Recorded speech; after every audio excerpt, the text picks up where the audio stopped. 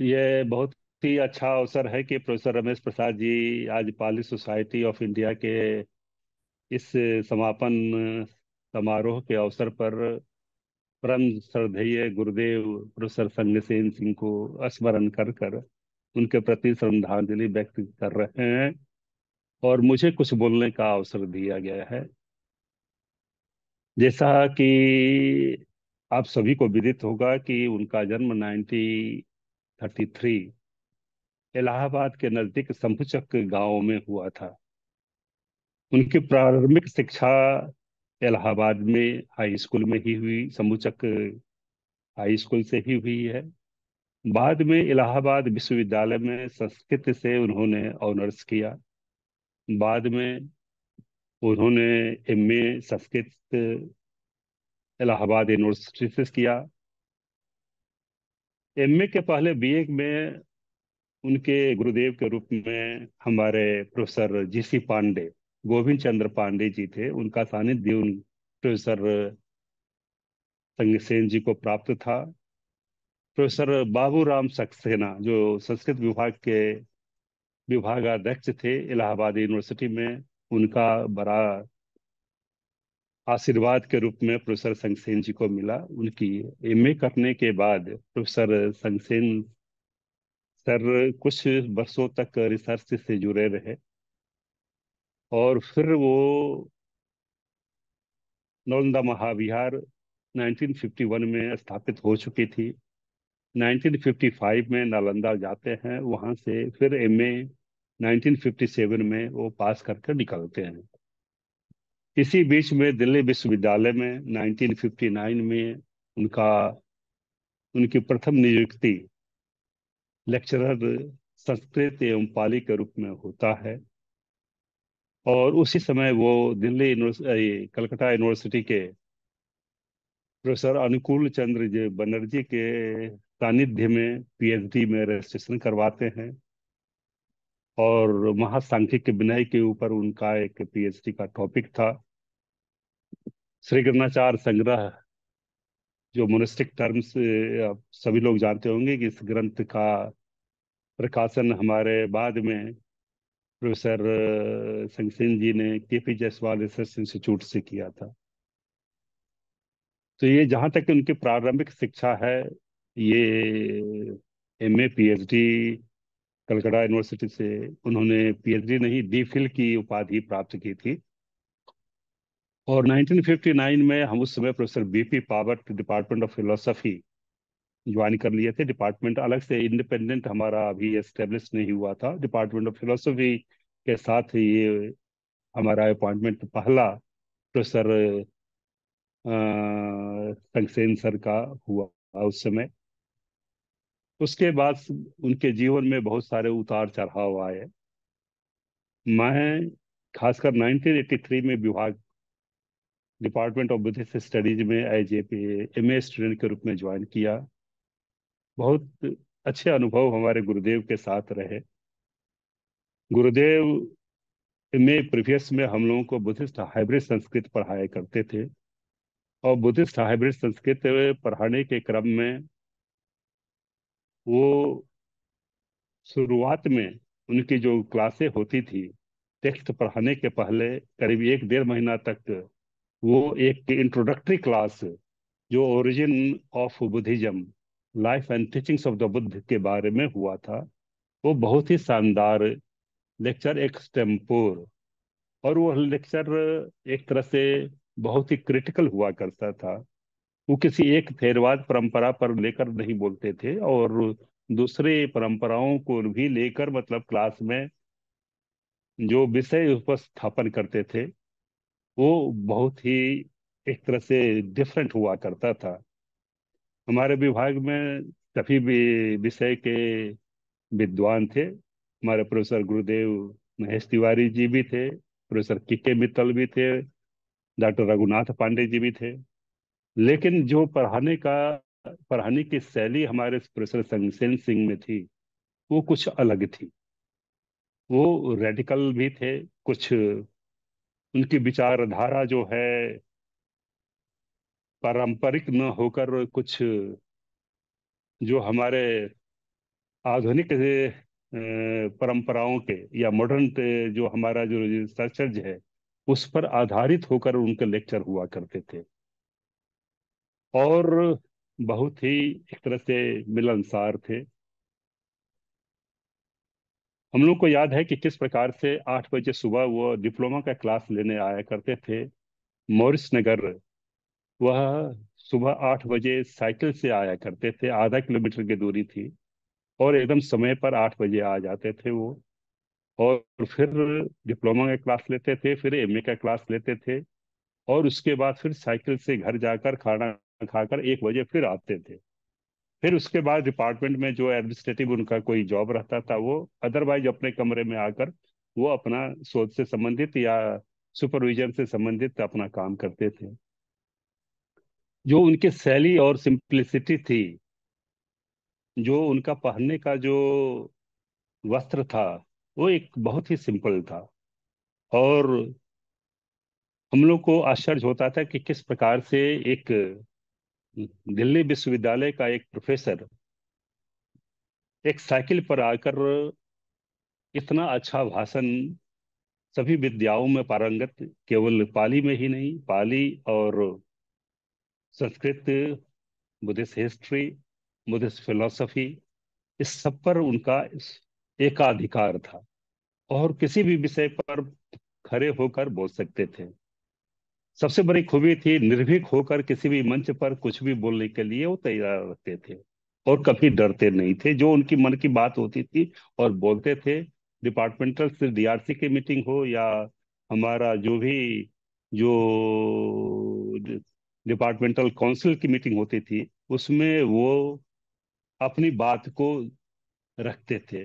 उनके बात रखने का एक जो युक्ति संगत और तर्क संगत जो रहता था, उसको काटने में बहुत लोग नहीं काट पाते थे। उनमें खासकर जो आइडियाज, जो जो थॉट्स था, हर एक में एक अलग हाइपोथेसिस, एक अलग विचारधारा, और हर एक में एक लॉजिक और रीजनिंग रहा करता था। और किसी के कह देने से वो बात को विचलित नहीं करते थे, जब तक कि वो शास्त्र के द्वारा वो कोई प्रमाणित न करे, तब तक उस बात को। और साथ में सबसे खूबी उनके साथ थी कि वो he was open to learn anything. यदि उनको वो चीज मालूम नहीं है, यदि कोई बतला रहा है, सार्थ संगत है, तब उस बात को अपना भी देते थे। ये हम लोगों ने कई बार देखा है। तो ये एक उनका जो शैली था पढ़ाने का, खासकर क्रिटिकल था। हम लोग दिल्ली विश्वविद्यालय में यूपीएससी की भी तैयारी कर रहे थे, हमारे प्रोफेसर रमेश प्रसाद जी भी हमारे साथ हैं। हम लोग 3-4 छात्र जो एमए के छात्र थे, जिसमें सुरेंद्र पांडे, केशव प्रसाद, सॉरी केशव सिंह, केशव किशोर सिंह, 3-4 लोग उनसे अलग में उनके कमरे में जाकर हम लोग निवेदन किए कि सर, यदि हम लोगों को कृपा करें तो आप हम लोगों को धम्मपद आप पढ़ावें। तो वो धम्मपद जो पढ़ाना शुरू किए, तो जो इटाइमोलॉजिकल जो डेरिवेटिव्स हर एक वर्ड का जो होता था, जो बतलाए वो शास्त्र संगत, जो ग्रामर व्याकरण के द्वारा जो बतलाते थे, जो उनकी एक पद्धति थी जो पढ़ाने की। और जब हम लोग के एमए के छात्र के रूप में जब थे, श्रीगणाचार्य संग्रह पढ़ाया करते थे, पहला अध्याय, और उसके जो मोनिस्टिक टर्म्स जितने भी थे, उसको जो बतलाने का उनका जो ढंग था, वो बहुत ही वो सुपर्ब था। और हर एक वर्ड के किस प्रकार से वो ओरिजिन हुआ है, किस प्रकार, कौन सा धातु है, कौन सा प्रत्यय उसमें लगा है, और क्या उसका अर्थ बदल रहा है, इस बात पर ज्यादा जोर देते थे। खासकर वो लेखनी पर ज्यादा जोर देते थे कि लिखनी किस प्रकार की है। और वो बताते कि थे कि हम भी एक गांव से लेकर चले आए हैं, और अपने से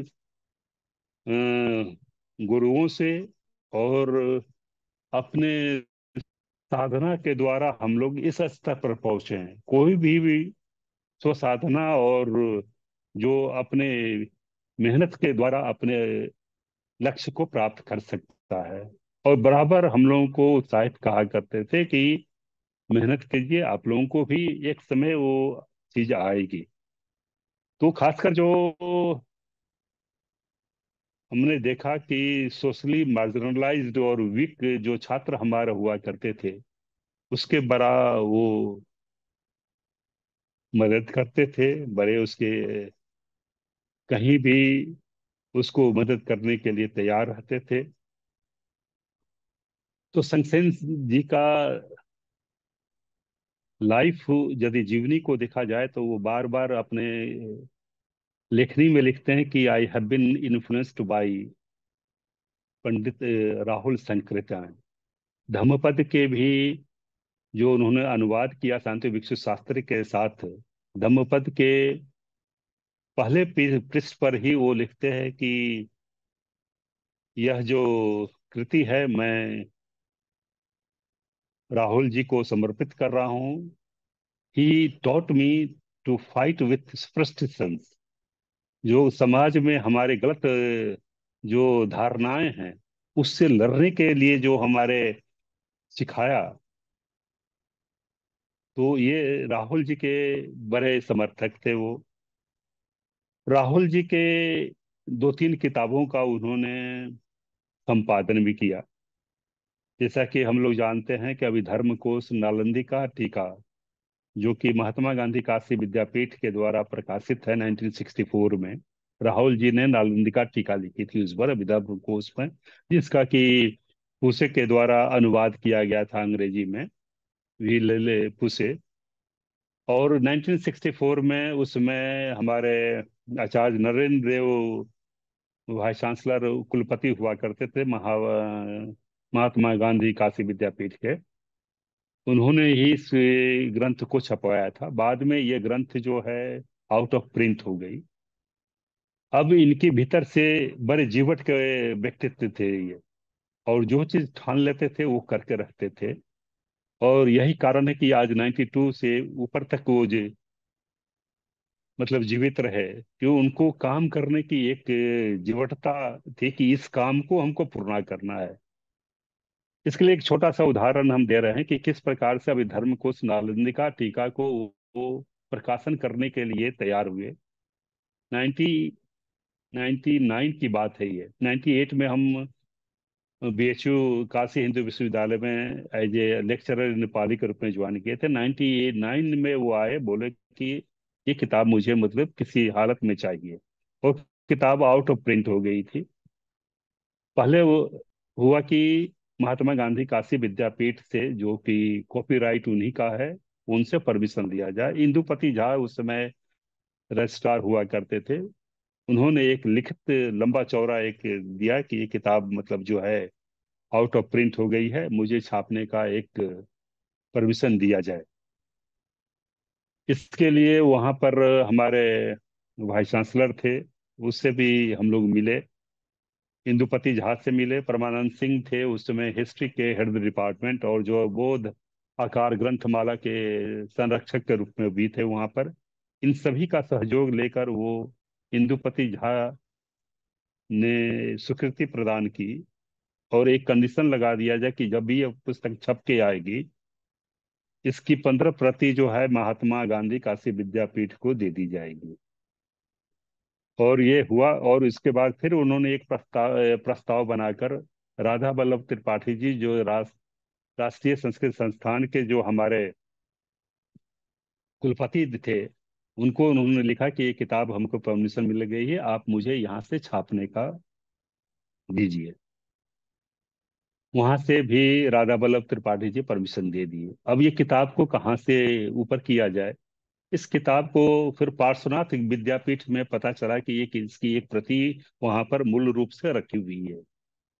फिर वहां पर जो डायरेक्टर थे उस समय, डायरेक्टर का नाम हमको शायद याद आ रहा है कि उसमें भागचंद्र जैन कुछ समय के लिए आए हुए थे एज ए डायरेक्टर पार्श्वनाथ विद्यापीठ।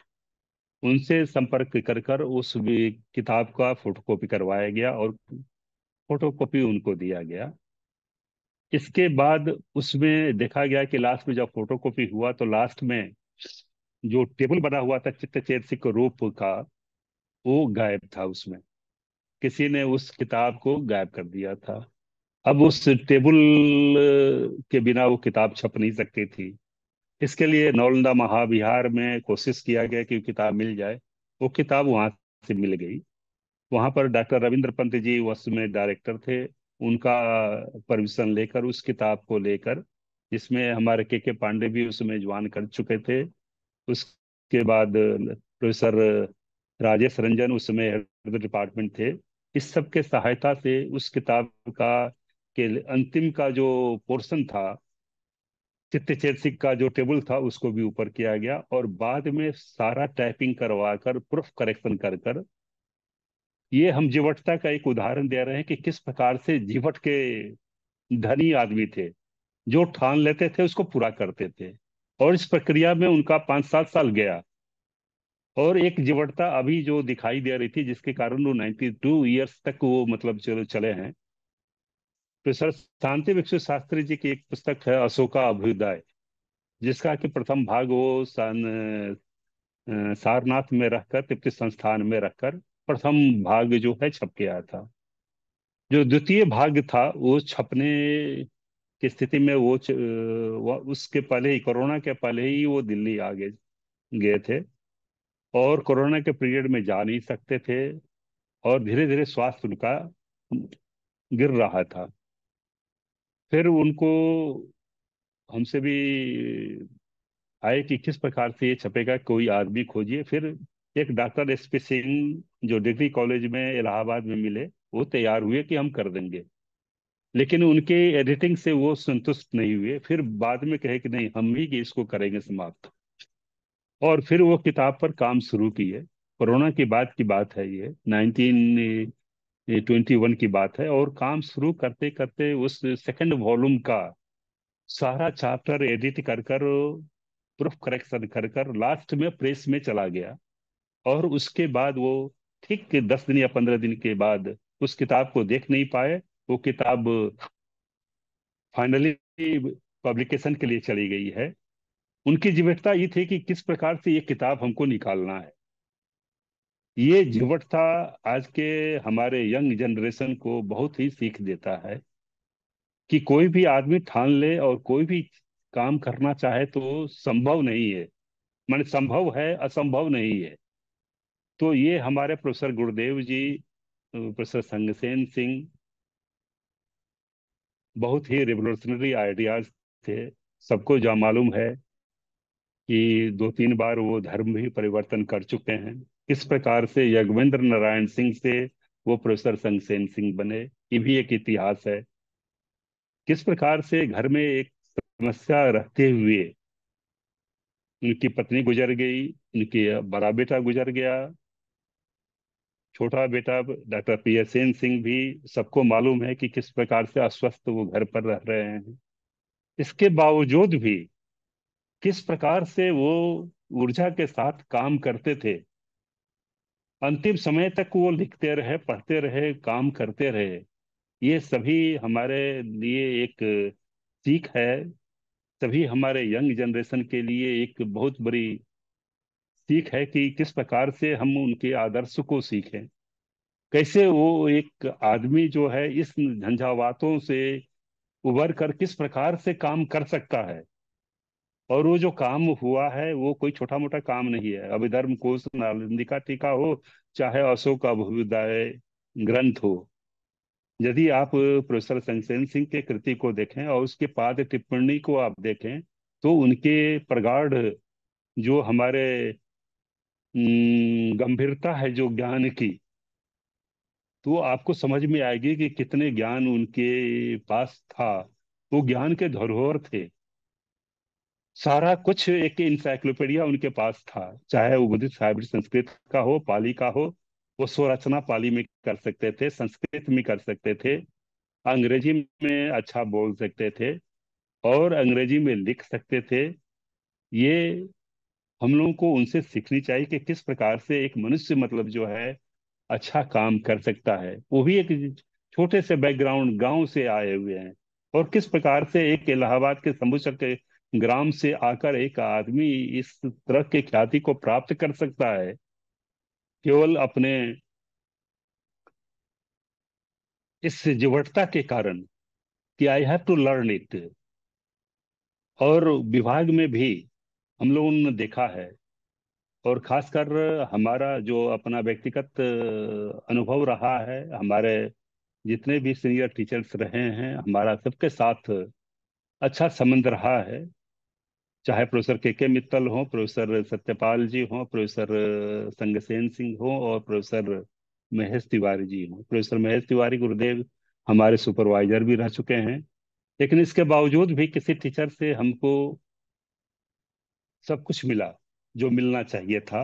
जो आशीर्वाद, जो हमको स्नेह मिला, सभी से मिला। इस मामले में संगसेन जी थोड़ा सा कुछ क्रिटिकल थे, और कुछ ब्राह्मण्स के प्रति भी उनकी एक रहती थी कि they have really crushed our life. लेकिन इसके बावजूद भी हमने देखा है, व्यक्तिगत रूप से देखा है, कि जब समय आता है तो उनको वो मदद करते हैं, और मदद किए हैं वो। खासकर हमने देखा है सिलेक्शंस कमेटी में भी, जब उनको समझाया जाता था वो समझ जाते थे। और फिर वहां पर वो बैरियर कुछ उनके लिए दिमाग में आता था कि हाँ, ये एक बात तो हो सकती है, लेकिन फिर अपने आप को चेंज करते थे वो। सबसे बड़ी बात थी एक प्रोफेसर संगसेन जी के पास, कि वो ओपन रहते थे स्वीकार करने के लिए। यदि कोई युक्तिपूर्वक कोई बात कह रहा है तो उसको स्वीकार करते थे वो। और अंबेडकर के बहुत सारे बातों से वो, उनके दम भी भरते थे, उनकी बातों को वो रखते भी थे। लेकिन वो रेडिकल वे में रखते थे वो। किस प्रकार से डॉक्टर बी आर अम्बेडकर भी समाज के विभिन्न कुप्रथाओं को के प्रति जो आवाज उठाई थी, उसके प्रति प्रोफेसर संगसेन सिंह भी बात उठाए थे। तो मैंने बहुत समय ले लिया, अब इसके साथ ही मैं यहीं पर विराम देता हूँ, बात होती रहेगी। मैं इस पाली सोसाइटी ऑफ इंडिया के तरफ से, जो ये पाली दिवस के अवसर पर जो भारतीय गान परंपरा के ऊपर जो ये आयोजित की गई, इसमें अभी भी 50 से अधिक लोग उपस्थित हैं। मैं सभी के प्रति हार्दिक बधाई और धन्यवाद दे देता हूँ, और अभिनंदन भी करता हूँ। और खासकर इस अवसर पर आयोजकों के प्रति मैं आभार व्यक्त करता हूँ कि पाली सोसाइटी ऑफ इंडिया के तरफ से भी प्रोफेसर संगसेन सिंह गुरुदेव के प्रति आप लोग मिलकर श्रद्धांजलि व्यक्त कर रहे हैं, और मुझे कुछ बोलने का, 5 मिनट 10 मिनट बोलने का जो अवसर दिए, उसके लिए मैं आप लोगों का बहुत ही आभारी हूँ, धन्यवाद हूँ। और इस दो पर दो मिनट प्रोफेसर संग रमेश जी के लिए, हाँ, रमेश जी के अनुसार दो दो, मिनट का दो, हम लोग दो मौन मिनट का व्रत मौन खड़े रख होकर यदि दो करें मिनट का मौन तो रखते सबसे हैं अच्छा रहेगा। आपके। जी ठीक जी, है। 2 मिनट का मौन रखते हैं। हम्म।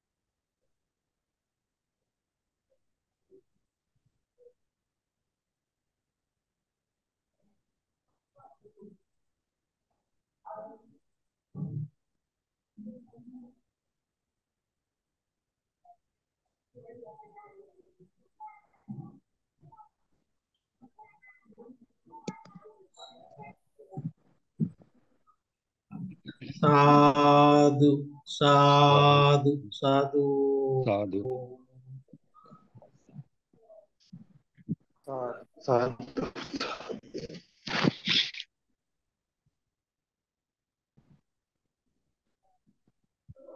लीड करते हैं पाली सर। दिवस। रमेश सर, आप कुछ कहना चाहें, 2 मिनट बोल सकते हैं प्रोफेसर रमेश सर। देन धन्यवाद हेलो ज्ञापन करते हुए हेलो सभी हेलो। के प्रति मंगल मैत्री करते हुए आज का 15वां पाली दिवस का समापन किया जाएगा। जी हम्म, जी, अब उसको खत्म किया जाए। अच्छा ठीक है। जी जी। तो धन्यवाद।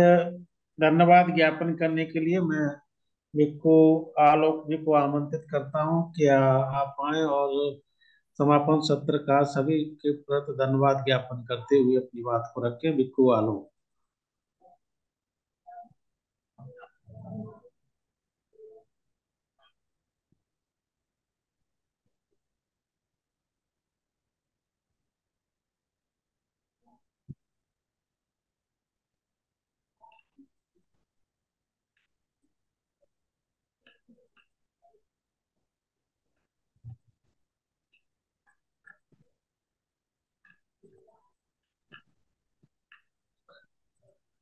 शायद सर नेटवर्क का इशू है, जुड़ नहीं पाए हैं। तो संक्षेप में बनते जी, आप मैं सबको इकट्ठे कर जी दीजिए जी ना। मैं पाली सोसाइटी ऑफ इंडिया सचिव होने के नाते आप आज के जितने भी सम्मानित विद्युत जन समापन सत्र में अपना अमूल्य समय दे करके अब मेरे कार्यक्रम को सफल बनाए हैं, तो मैं सभी के प्रति अपना आभार व्यक्त करता हूँ। सबसे पहले बुद्ध वंदना बनते ज्ञानालोक ने किया, पाली सोसाइटी ऑफ इंडिया के आप सक्रिय सदस्य हैं, आपके प्रति मैं आभार व्यक्त करता हूँ। स्वागत भाषण प्रोफेसर रमेश प्रसाद, महासचिव पाली सोसाइटी ऑफ इंडिया एवं विभागाध्यक्ष थेर थेरवाद डिपार्टमेंट संपूर्णानंद संस्कृत विश्वविद्यालय। आपके प्रति भी मैं सचिव होने के नाते आपके प्रति भी आभार व्यक्त करता हूँ। जो की नोट्स डॉक्टर विकास सिंह, ललित नारायण मिथिला विश्वविद्यालय दरभंगा, आपने बहुत सुंदर से प्रस्तुति की है, तो आपके प्रति भी मैं अपना आभार व्यक्त करता हूँ। हमारे विद्युत जन प्रोफेसर कृष्णदेव वर्मा, मगध विश्वविद्यालय बोधगया, प्रोफेसर उज्जवल कुमार, कलकत्ता विश्वविद्यालय कोलकाता, डॉक्टर लल्लन कुमार यादव, नालंदा महाविहार, आप सभी विद्युत जन के प्रति भी मैं अपना आभार व्यक्त करता हूँ।